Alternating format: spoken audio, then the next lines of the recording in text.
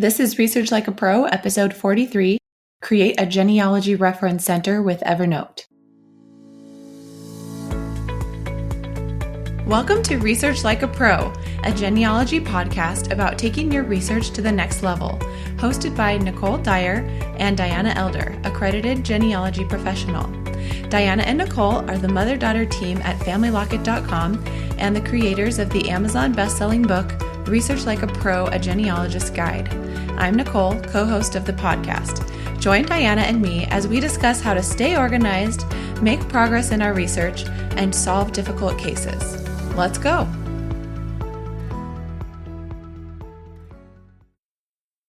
Hi, everyone, and welcome to the show. I'm Nicole Dyer, co-host of the Research Like a Pro Genealogy podcast. I'm here with accredited genealogist Diana Elder. Hi, Diana. How are you doing? I'm doing well today. Thank you. How was Easter? Easter was great. We had intermittent sun and rain, and it was all good because the eggs for the Easter egg hunt didn't get wet and everything survived. So it was fun. How was your Easter? Well, as you know, we were over at my in-laws' house and it was a fun weekend. And the kids went flying with their uncle and his plane. And that was terrifying for me, but they came home safely. Oh, my word. That'll be something that they'll always remember. How For exciting. sure. They will. Well, let's see. How has your research been going? Can you give us a little case study of something you've been working on? Yes. So I recently did a really fun DNA project, and the client had a father who had an unknown father. So my client didn't know his grandfather.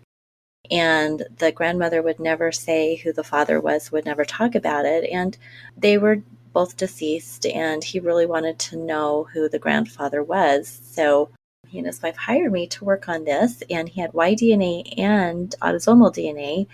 The Y-DNA gave us the surname, but as you know, Nicole, Y-DNA can't definitely pinpoint a person that close in most cases. And so we had to use autosomal DNA to look for cousins that were closer.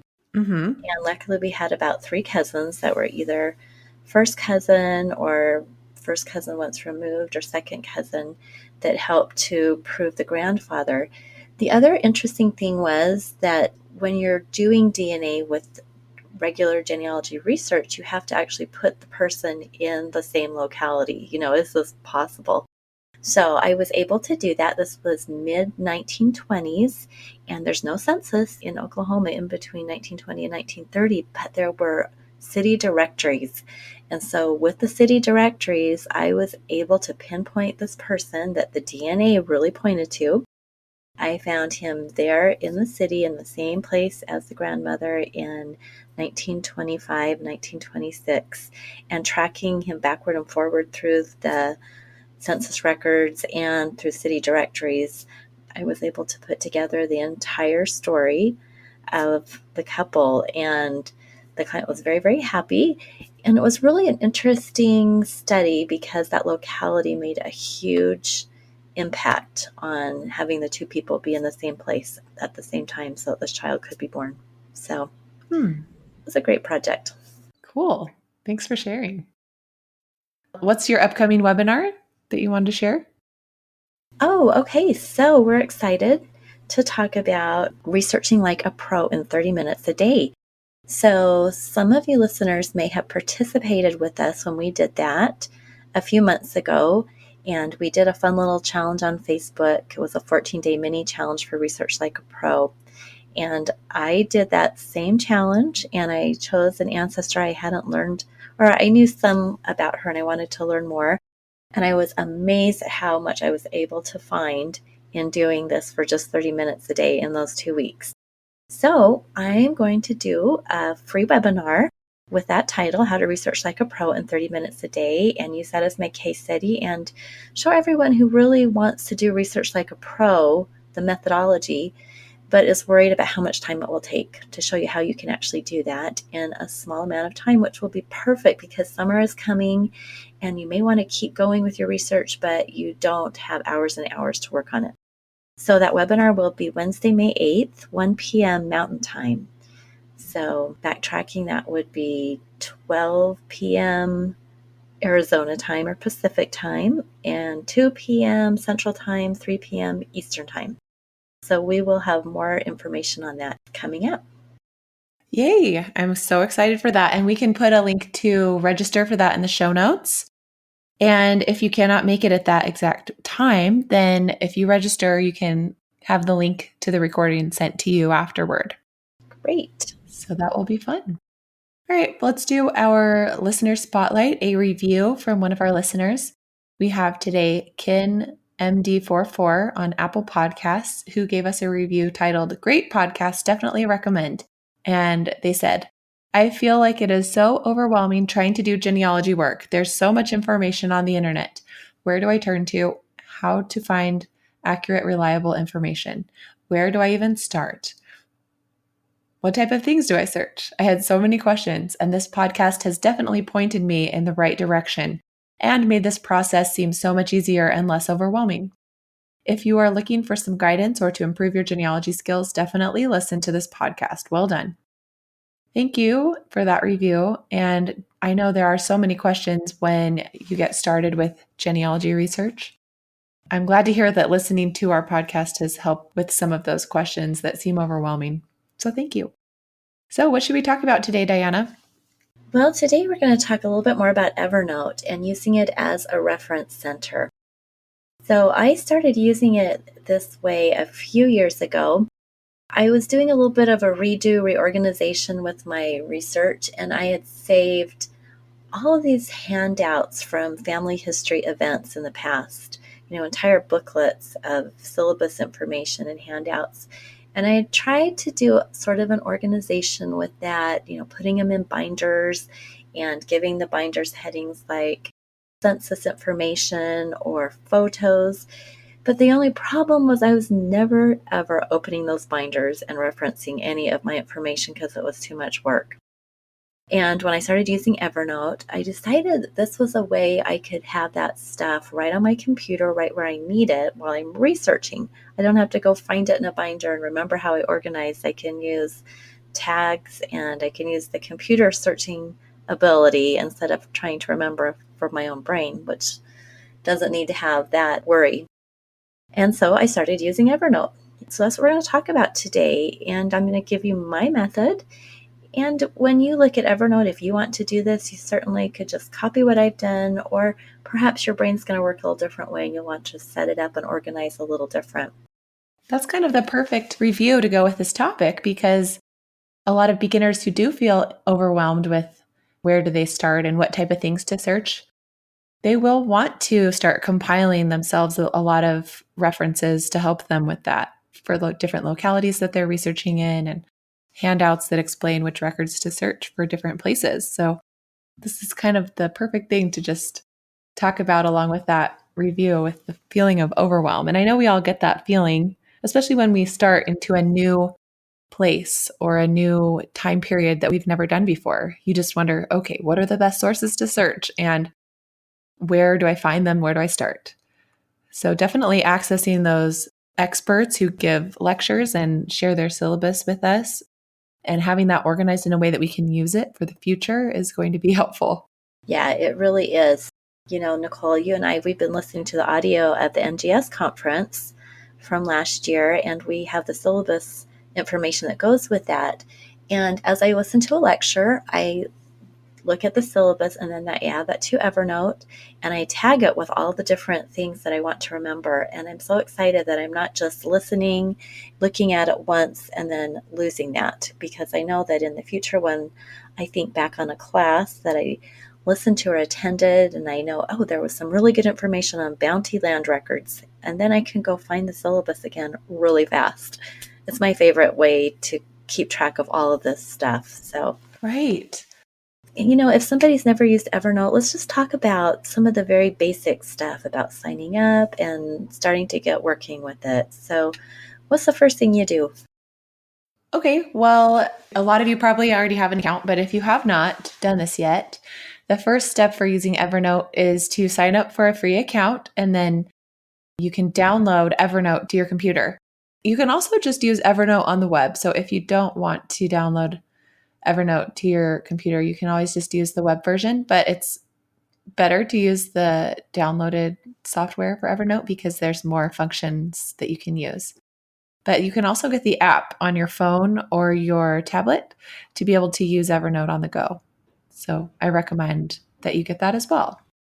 And then once you have your account, you can log in and use your email and password to log in and try out the various features and just start with a free account. Then if you need to upgrade later, you can look at the different plans. Right now, the plans are premium or business. Premium is $8 a month, business is $15 a month. Premium does allow you to have OCR searching in PDFs, which is helpful. OCR stands for optical character recognition, and it allows you to type in a couple words and then it will search through all the words that are in your PDF files as well. So that's really helpful. And then also web clippings and other scanned notes that are not in like a text format, but are in like a PDF format. So premium is great. You don't have to decide right away though. If you like it, you can just upgrade later. Diana, I know she used the free version for a year before she upgraded because she got so many notes in there. So once you reach a certain level of storage, then you need to upgrade. And I used the premium version for a while, but then I went back down to basic because I found that I was storing a lot of my stuff in Google Drive. So I pay for that instead. So that's kind of how we use it.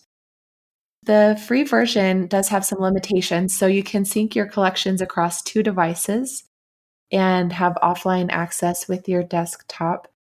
The premium version allows you to sync across more devices than just 2, so multiple devices. Like I said before, using the Evernote app on your smartphone is really nice because then you can access any note from there, like if you're out and about. So that's all about how to get started. And Diana, what do you notice about the premium version that you recommend? Is there a certain storage limitation there? Okay, so here's kind of how that works. You actually don't have any limit to how much stuff you can store in Evernote. The limit is how much you can upload per month. Okay. So with free versions, you can only upload 60 megabytes per month. And, that sounds like a lot, but when you're uploading like PDFs or Like images? things you scanned, that can take up your memory pretty quick. Or you can reach your limit pretty quick. So when I was first doing it, I would just keep track of that. And, right on your settings, you can see how much you've used. And then as soon as the month turned over, I'd hurry and do more. And finally, it came to the point where I just wanted to be able to use it however I wanted to and not have to worry about this limit. I think they were running a special, and I just decided to go ahead and bite the bullet and go to premium. And I do like that freedom of not having to worry about it because with premium, I can upload 10 gigabytes per month, which I never even get close to that limit because that's a ton of storage or things that I can upload. So, to me, it's been worth it because, as I said, it is my research reference center. So let me just share how I organize. In Evernote, you have notebooks and notes. So once you've downloaded, you're going to have a blank slate and you'll need to add your first note, your first notebooks. And even though you can change things, you can rename things, you can reorganize a little bit, I really recommend looking through your things and thinking about the type of notebooks you want.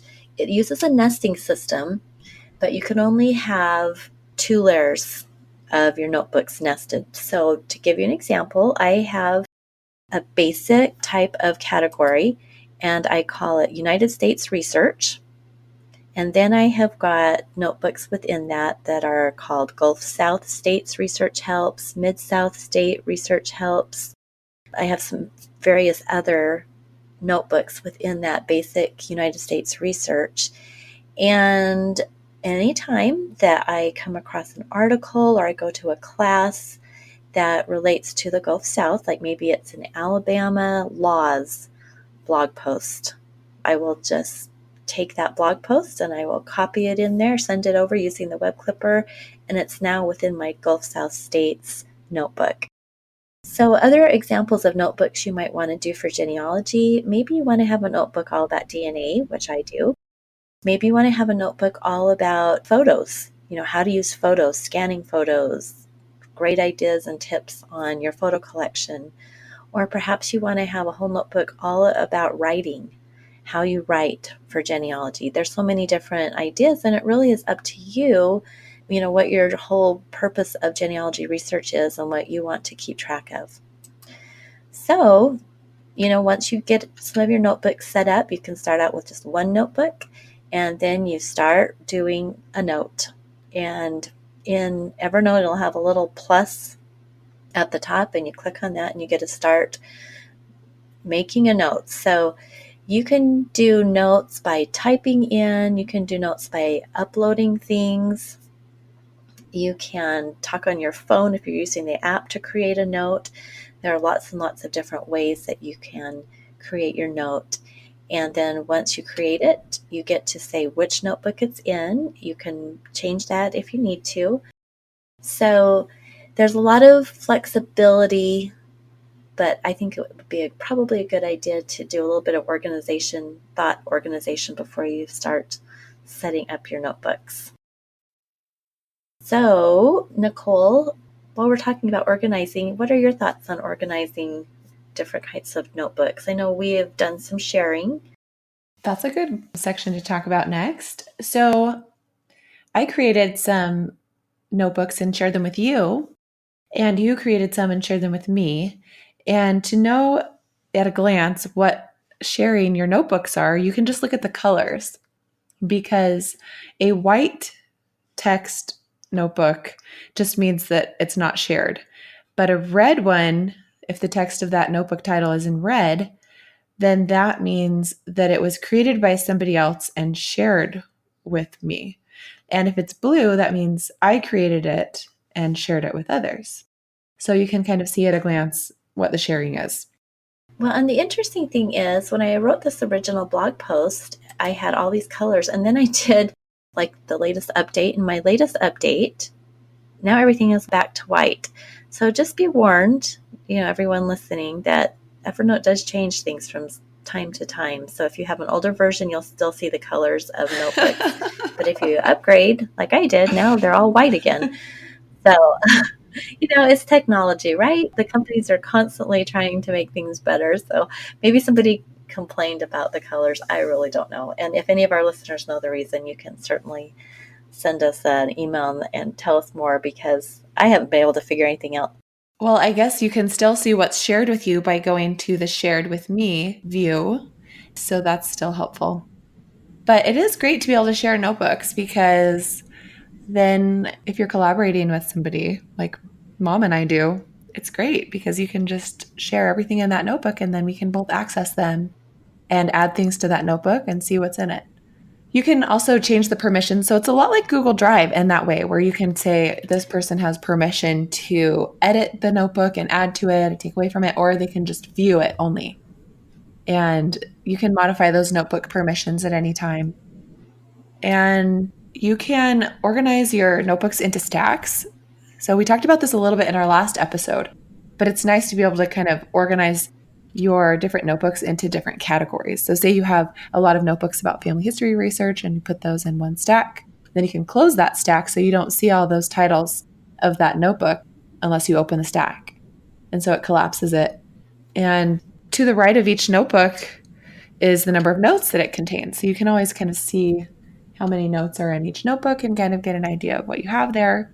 So it's kind of hard, we're talking about it. It works well if you're looking at the screen as well. So just know that in the show notes, we have a link to the 2 blog posts I wrote about Evernote, and I do a lot of screenshots there so you can actually see what it looks like. So I'm just going to do a little description of what I'm looking at right now on my Evernote screen. So to the left, there's a list of notebooks. It's black. It's like a black long rectangle, and all the names of the notebooks are in white. Next to that are all the different little thumbnails of the notes within that notebook. So for instance, right now I've got my Gulf South State Research Helps notebook open. And then I am looking at a list of notes, and only about 6 or 7 of my 96 notes show up. But I have a scroll bar, so I can scroll down through there just to get an idea of what I've got. And the great thing is that there's a little search bar right above that. So if, say I put in, I'm thinking, okay, what do I have about Florida? I type in Florida, and then I see that I have several different notes that have Florida in them. And one of them was a blog post that I saved that was called Haciendas in Spanish Florida. And this was written by Judy Russell, who's the legal genealogist.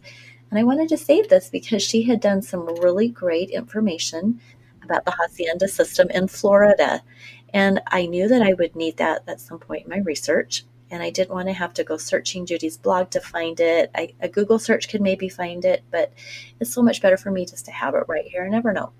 So right in the middle, I've got my notebooks on the left. In the middle, I have thumbnails of the notes.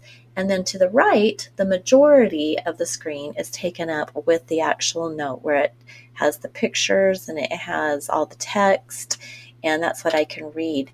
If I wanted to show that note in a full-on view, I could open it up in a brand new window and look at that note all by itself and really dive into it. So that's just kind of what the screen looks like, and you'll get used to it as you work with it. Now, I talked a little bit already about adding notes, how you can type into it, uploading, clipping from the web, but I want to talk about web clipping because that is really, really fun. And that's exactly how I got that article on Spanish haciendas in Florida into Evernote. I subscribe to Judy Russell's blog, and so it shows up in my email feed. And then I can quickly look at the email, quickly look at the blog post and decide if it is something that I want to save or not. And if I do, I have the web clipper on my Google Chrome, and I have a little green elephant up in the corner. So when I click on the green elephant, it opens up a little dialog box and says, what notebook do you want to save this to? I select my notebook, I add my tags, I retitle it if I need to help me remember what it is, and then I say save to Evernote. And it takes me literally maybe 15 seconds to save an article or a blog post or something to Evernote. I don't have to take the time right there to read that article and understand it. I know it's saved for me when I want it. And when I'm doing some searching and I come across haciendas in a project, I can go type haciendas in and it'll pull it right up. So I love to use the web clipper because it's fast and easy and super great way to save things from the internet. So in my blog post, you will see that there are different ways. I've got screenshots of all the different ways that you can clip things. So the web clipper gives you different options. You can clip it as an article, a full page, a bookmark, or a screenshot. So I've used screenshot a lot in newspapers. So if you're doing research in a newspaper and you've got that big newspaper page up and you want to just clip out that little clipping that pertains to your family, you could do a screenshot, save that to Evernote, and then you can add all the information. You can have a link to the actual web page that you got that from. You could do a source citation right there. You could do all sorts of things with it. So experiment a little bit with seeing what things look like when you're using the web clipper, because you will get different views of it. And I like to just take one page and then try all the different ways of saving it and then pick the ones that I like the best. I'm really getting convinced that I need to start using Evernote more for my reference center because, like I mentioned, I've been using Google Drive, but I just love the web clipper from Evernote, and there's nothing really equivalent for Google Drive. They do have some things that you can do, like save to Google Drive. I have that Chrome extension, and Google Keep, of course, I love that, but the Evernote web clipper is superior. And the tagging, I know you can search every word with Google Drive, but sometimes you get too many results. So Right. It's nice to be able to, if you've got something tagged, you can search just for the tags. So yeah, I know. I'm going to convince you that you need to start using it more. I think I'm convinced, it's the web clipper and the tagging that are doing it for me. And we mentioned this last episode, but there is a way to work with Google Drive and Evernote and work with them together. So I think I'm just going to explore that some more and see how I can link what I already have saved in Google Drive to Evernote so that I can utilize both, because Evernote really has some strengths that I want to access for my research and for my reference notes. And I was thinking as you were talking that a lot of the time, I think it will be easier to just dive into a record set without learning a little bit about it or doing a little bit of that locality research, just kind of skipping the locality research step. We all do this. We're in a rush and we're like, oh, just going to just go straight to my research plan and think I know enough about this locality that I can figure it out. But what I have noticed is that whenever I do that, I really waste time. And it would have been better to have done the locality research step, even if it's a quick locality guide or just reviewing some syllabi that I have about that. And this really became evident in one of my classes during the SLIG Intermediate Foundations course, where I spent a lot of time doing Judy Russell's homework all about using the law. And we had this assignment to look up a bunch of different things. And I had not really reviewed her syllabus right before I did the assignment. And if I would have done that, it would have been a lot easier to do the assignment. So I just learned my lesson that reviewing a reference sheet or a syllabus or a book that helps is not going to waste time. It's going to help you be more efficient. I think it's interesting you said that, because even though we know the process we should do, so many times we do want to take shortcuts. And I totally agree that taking an hour or half an hour to really focus in on learning about a record set or a locality, it does pay dividends. It really does. I've learned the same lesson over and over in the past. And now I've learned it enough that I actually do a little bit on the locality first. Even if it's an area that I think I know, I like to review and just get it back in my head, all the different records that are available there. So when you were talking about Google Drive, I just wanted to share this little tip. And we talked about this during office hours. So people who are part of the eCourse or the study group get to have office hours once a month with me, and you can send in any question and we talk about it. And we spent a lot of time on Evernote during office hours last week. And so one of the tips I shared was, if you have Google Drive downloaded to your hard drive on your computer, you right-click on any document within that Google Drive and you can send it to Evernote. And that's all you have to do. You can directly send it over to Evernote. You don't have to upload it a certain way. It's super handy and super helpful. The only trick you have to know is that you want to have open on your desktop the Evernote notebook you want the note to go to. Oh. Or else you'll have to move it. You can always move a note. But I learned that the hard way. I was like, where did my note go? And then I realized it had to be in the notebook it was open to. I have used that so much in getting syllabus information to where I want it to go, just sending it straight over, and then I can quickly tag it. So anyway, that's a fun little tip for integrating Google Drive and Evernote. Thank you. All right. Should we talk a little bit more about uploading images or PDFs as notes? Yes. So we've been talking about this a lot already, because usually when you get a syllabus from a conference or a lecture, it's going to be in a PDF file. So when you get that syllabus from a conference and you want to save it to your Evernote, what you'll want to do is upload that to Evernote and then tag it. So some of the tags that you might want to use are the presenter's name, the topic. You could put in the title of the conference and the year. You could also put in any subject tags that are within it, maybe place names that are discussed. If it's a lecture about Alabama laws, you could put Alabama as one tag and laws as another tag. But I try to think of things that I will remember about that lecture. Like, say I only remember that I heard this lecture by Joshua Taylor, but I don't remember which conference it was at. I can just search for Joshua Taylor and then see all of the syllabi that I have tagged with his name.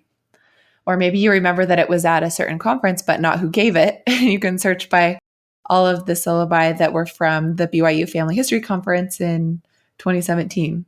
But if you're like me, you won't remember what year it was. So you'll just look up that you heard it at BYU. Yeah, tags are brilliant.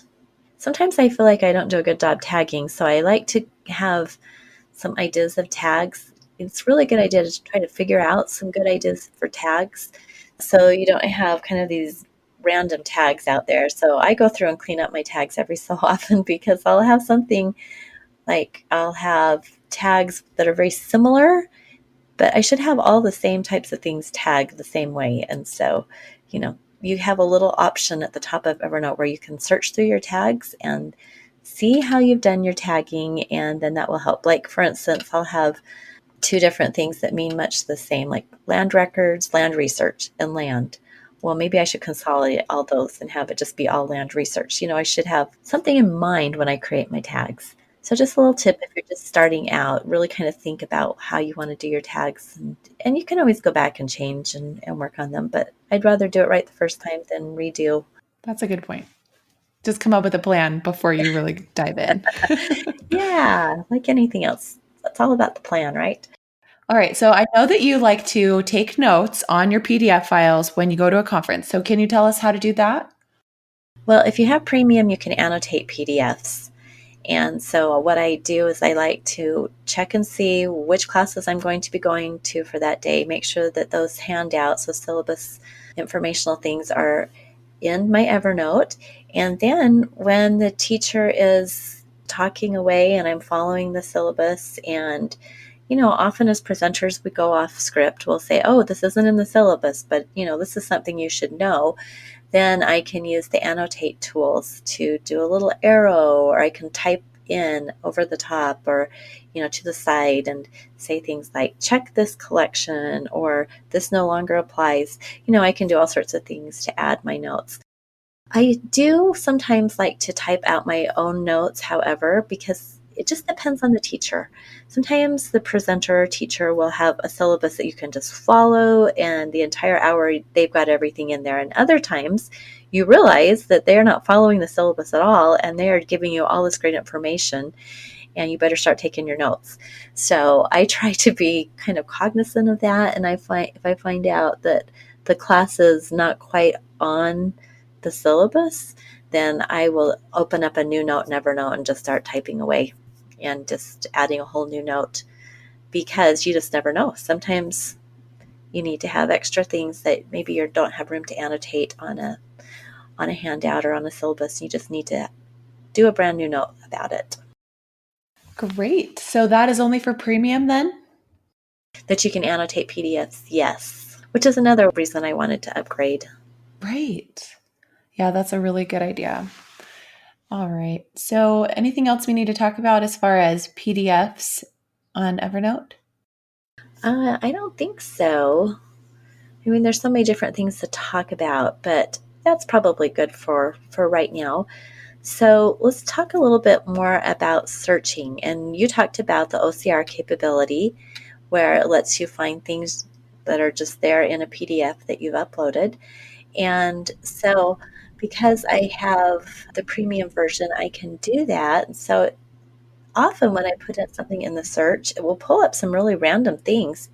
But because the OCR has found it in the text or in the image, then I see that. And so it can be a curse and a blessing, because you can get lots and lots of notes that get pulled up. And that's when you might want to go to your tagging. You just have to learn how to work within the search capabilities. Right. One thing that I will do sometimes is the control find feature, because it's just like in your other documents and Word documents or Google Docs, you have control F, which is control find. It will quickly highlight for you on the page of the note exactly where that word is. So let's say that I have done a search for church, and Evernote found 34 notes in my United States General Research Notebook that talks about church records. I just did a search for church. And when I did that, I found that one of those things that came up was a PDF of a research guide. It was kind of an old guide, but I thought it looked really, really helpful. So I uploaded it, and it had been created by the Utah Valley Regional Family History Center, and it talked all about Quaker records. And because Evernote found several mentions of church in this PDF document, it pulled it up as one of my search hits. And the nice thing was that I could look over to the side and you get a little bar with yellow for all the things, where it's matching up in that document. I love being able to search my notes. I love not having stacks of papers from past conferences, and I was really happy when I was able to go through my binders and just recycle all of those. I think I had like 3 binders full of information, and some of you may have even more than that. And it's really nice to be able to recycle that, to know that you've got your information in a place that you can actually use. So, if you just want to try this, download the free version, add some notes, see if it is something that can really help you tame your paper jungle. and check out the blog posts, check out other people who have maybe blogged about Evernote. Do a little bit of research and see what you can find to see if this is something that's going to work for you and be something that will really, really help you take your research to the next level, because you're going to find your information so much faster. All right. Well, that was a fun episode. Thanks for telling us all of your tips and convincing me to use Evernote more often. This is going to be fun. I really feel like I need to do what you're doing and be more organized with all of my reference material because, like I've mentioned, I'm trying to prepare to submit a portfolio to the board for certification of genealogists. So I'm trying to be more organized and efficient in my research. And this will help. Yeah, when we don't have as much time in the day as we would like, we really do need to be efficient. And we don't want to spend a lot of time on the internet scrolling through Google Hits to find the information we want. If we put it in our Evernote, we can search there and we know this is the information that we want because we have saved it. And that makes a difference. Definitely. All right, everybody. We'll talk to you guys next week and let us know in the comments and in the reviews if you have any more thoughts about Evernote. And we really appreciate all of your reviews and all the things that you guys do as you listen and share the podcast. We hear so much from you that you're sharing our podcast with others, and we really appreciate that. We just love all of our listeners, and we have so much fun recording these podcasts. So we really appreciate your support. All right, have a great week. All right, bye-bye, everyone. Thank you for listening to Research Like a Pro with Diana Elder, accredited genealogy professional, and Nicole Dyer. We hope that something you heard today will help you make progress in your own genealogy research. If you like what you heard, please leave us a review on iTunes or Stitcher, or visit our website, familylocket.com, to contact us. You can find our book, Research Like a Pro, A Genealogist Guide, on Amazon.com and other booksellers. We hope you'll start now to research like a pro.